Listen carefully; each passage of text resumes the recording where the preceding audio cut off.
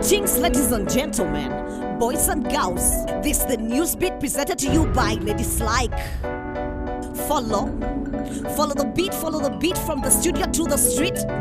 Info with the flow keeps you sharp and in the know. Sit back, relax, enjoy the news. Follow.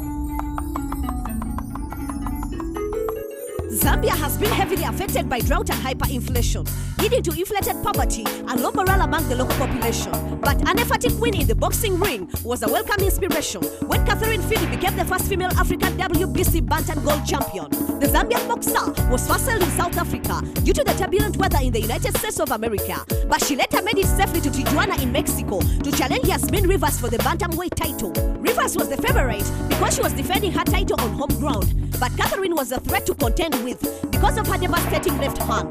Both fighters went for it toe to toe, pound to pound, until the fight was stopped because of an accidental headbutt in the 16th round. Although a point was dedicated from Catherine Phiri for the headbutt, she emerged as the anonymous winner on the scorecards. She was hailed by the Zambian President Edgar Lungu for bringing pride on the struggling nation. The Zambian IT Authority also pledged to sponsor her tertiary education. Even boxing legend Lennox Lewis tweeted her a message of congratulations. But like Rivers, Catherine Phiri is no stranger to her home ground shocker. Before her title win, she had lost to Christina McMahon in Lusaka. She used her loss to motivate her to victory and write her name in boxing history. Google Translate is getting closer and closer to our continent. Our reporter MC Loy is here with the details. Today, a lot of our lives are run by Google. If you lose your way or your mind, ask Google, and you shall always find. For the last 10 years, Google has helped the world to communicate by creating an application called Google Translate. All you have to do is type the words in the language you know, and Google will show the same word in 100 languages from all over the world. Africa continues to get recognition for its very rich linguistic tradition, and with the recent addition, it now has 13 languages in the Tech Giants application, with 103 languages in total, from Arabic to Amharic. Google says it covers 99% of the online population, but also Shora, Zulu and Igbo, Swahili, Hausa and Sesotho feature on the hopeful translator, and hopefully soon, Acholi, Lugbara or Luganda will feature on Google Translate Africa. I'm MC Loy, reporting for Newsbeat. Thank you, MC Loy, for that report.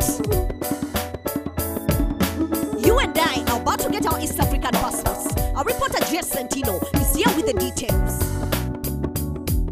The East African integration is a long-time process, long and difficult because of too many national interests. But that ain't all. What's at stake is bigger than the sum of all. By letting East Africans move freely, work and study in any union countries that we move forward. 5 countries, 1 region onwards. One step at a time, we move to a right direction. Soon we will have East African passports. Another step towards integration. The passport is a major milestone. It was supposed to be launched last November, but then had to be postponed, and it took time to inform all the implementers and to harmonize each and every government sectors. But the technology is ready, and so is the will of all our East African countries. Soon we will travel the region and discover all its people and traditions. I'm Jay Sentino, reporting for Newsbeat. Thank you, Jess Sentino, for that report. The islands of Grand Comore, Ajuana, Mayotte and Moheli, known as the islands of Comoros Archipelago, were ceded by France in 1943. In 1912, the 4 islands officially became a French colony, and in 1961, they were given some limited form of autonomy. In 1974, the islanders voted for a total independence in a referendum whose outcome was not validated by France. It later recognized the independence of all islands but Mayotte, and in 1976, France held a second referendum on Mayotte to retain its authority. Since the referendum was organized and supervised by France, it got its own winning majority. The other 3 independent islands went on to suffer 20 years of political instability, which took a toll on the island's economy and led to a cycle of poverty. Many migrants from the independent island have risked their lives in search of a better life in Mayotte since the introduction of visas in 1995. Thousands have died at the hands of unscrupulous human smugglers who use risky boats known as kwasa kwasa and charge for as much as $200. There are now over 2 million people on this small African island of the Indian Ocean, and it's estimated that illegal residents make up 40% of Mayotte's population, who live in constant fear of French authorities and deportation. Mayotte also finds itself with a unique brand of administrative management. In 2011, it became a region of France as its overseas department, and in 2014, it became former region of European Union under the French Senate.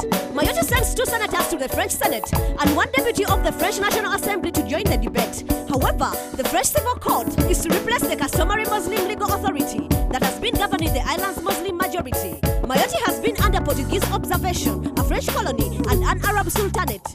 But ever since the Arab sailors tragically docked on the Mayotte Island and named it the Island of Death, the Comoros continue to claim the island to debt. That was the news of the beat. Next week will be another hit. Still ladies like, reporting live and direct with love and respect. Follow the beat, follow the beat, follow the beat, follow the beat. Follow the beat. Follow the beat, follow the beat, follow the beat, follow the beat. Yes, follow the beat.